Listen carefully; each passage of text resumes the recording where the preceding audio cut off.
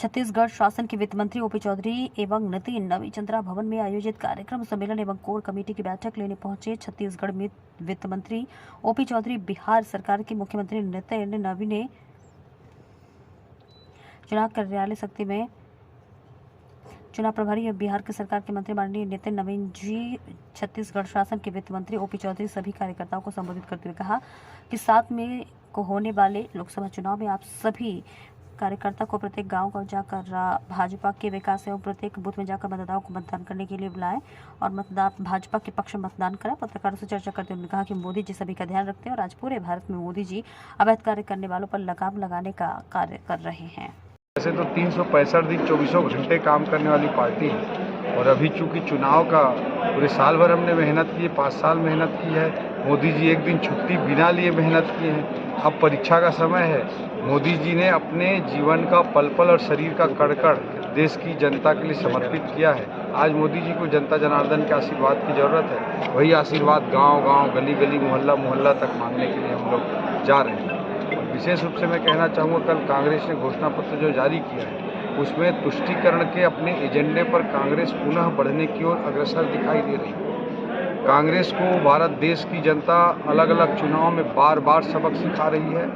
उसके बाद भी एक डूबती नाव बनने के बाद भी कांग्रेस बाज आने को तैयार नहीं। कांग्रेस के घोषणा पत्र में फिर से तुष्टीकरण की उनकी नीति साफ तौर पर उसके दर्शन हो रहे हैं। हिजाब पहनकर स्कूल आने देना, कई तुष्टीकरण के कानून को जो भारतीय जनता पार्टी ने समाप्त किया था उन्हें पुनः लागू करने की बात करना, जुडिशरी में मुस्लिम जजों की धर्म के आधार पर जजों की नियुक्ति के संबंध में विषयों को रखना, ऐसे अनेक बिंदुओं को वो ऐसे लाकर रख रहे हैं जैसे तुष्टीकरण की दशकों से वो राजनीति करते आ रहे थे, उसी एजेंडा को आगे बढ़ा रहे हैं। जब यूपीए की सरकार थी, सोनिया गांधी जी के रिमोट से मनमोहन सिंह जी जब देश चलाते थे, तब मनमोहन सिंह जी के मुंह से कहलवाया गया था कि इस देश के संसाधनों पर पहला अधिकार मुसलमानों का है। इस तरह के तुष्टीकरण की नीति, देश को बांट करके वोट लेने का प्रयास कांग्रेस के मैनिफेस्टो में साफ तौर पर कांग्रेस के घोषणा पत्र में दिखाई दे रहा है, जिसकी मैं भर्त्सना करता हूं। और भारत देश की जनता अब इस तरह की तुष्टीकरण की राजनीति को रिजेक्ट कर चुकी है और इस चुनाव में भी पूरी तरह से कांग्रेस की इस तरह के विषयों को रिजेक्ट कर। देखा जाए प्रदेश में लगातार पोस्टर वार हो रहा है।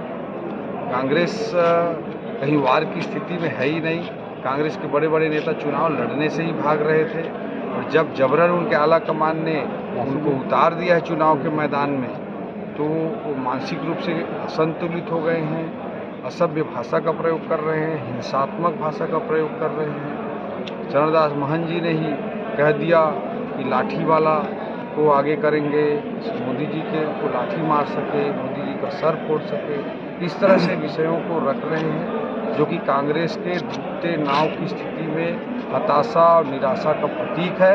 और मैं कहना चाहूँगा कि मोदी कोई व्यक्ति का नाम नहीं है, भारत को विकसित राष्ट्र बनाने की एक सोच का नाम है। मैं कहना चाहूँगा, मैं भी हूँ मोदी का परिवार, पहली लाठी मुझे मारे। कांग्रेस का पूरा किला माना जा रहा है लोकसभा को, कैसे भेदेगी भाजपा? कौन से लोकसभा किला? लोकसभा 8 में कांग्रेस के विधायक हैं। जांजगीर लोकसभा की जहाँ तक आप चर्चा कर रहे हैं, मैं आपको स्पष्ट रूप से कहना चाहूँगा कि कुछ समीकरणों के कारण भारतीय जनता पार्टी को सफलता नहीं मिल पाई थी। इस तरह के स्थिति 2018 के चुनाव में पूरे प्रदेश में इससे हमारी स्थिति बहुत अच्छी नहीं थी। लेकिन मोदी जी का जहाँ तक चुनाव आता है तो आप पूरे तौर पर देख सकते हैं कि विधानसभा में ठीक है यहाँ पे कुछ चूक हुई, लेकिन 46% का ऐतिहासिक vote share Bharatiya Janata party को मिला। 54 सीटें ऐतिहासिक रूप से मिली। बहुत बड़ी सफलता छत्तीसगढ़ में मिली हुई है और पूरे छत्तीसगढ़ में आज आप महसूस कर सकते हैं मोदी जी की लहर ही नहीं, सुनामी चल रही है। छत्तीसगढ़ में पूरी कितनी सीटें लेके आएगी? 11 में 11 भारतीय जनता पार्टी को, छत्तीसगढ़ की जनता जनार्दन 11 कमल के फूल के रूप में मोदी जी को समर्पित है।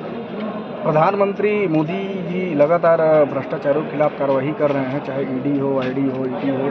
इसके खिलाफ विपक्ष के जो नेता है वो आरोप भी लगाते हैं, लेकिन शक्ति जिले और छत्तीसगढ़ में भ्रष्टाचारियों के ऊपर जिस तरह से कार्रवाई होनी चाहिए उस तरह की कार्रवाई दिख नहीं रही है। भारतीय जनता पार्टी में मोदी जी का बहुत स्पष्ट सिद्धांत है, न खाऊंगा न खाने दूंगा।